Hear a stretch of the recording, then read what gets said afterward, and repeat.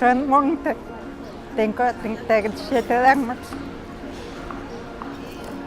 He estado 2 años viviendo en París, enseñando el dactilológico en un grupo de chicas. Yo soy sorda y ciega y les he enseñado para que supieran comunicarse conmigo.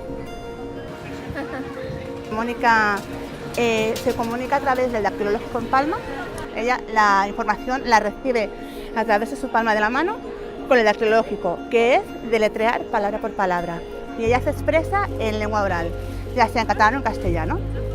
Entonces, el dactilológico, que es la actividad que hemos hecho con las chicas del Canonja, es la actividad muy divertida porque es el aprender otra manera de hablar, el tener la paciencia y las ganas de comunicarse con una persona que no oye, que no ve y que, bueno, su mundo solo es humano.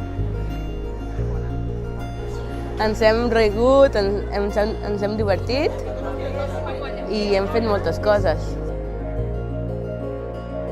Ens trobem cada dijous al Canonja, li parlem a la mà, hem après totes les lletres, és molt fàcil, ha sigut molt fàcil, l'experiència és molt bonica i m'agradaria tornar a fer-ho.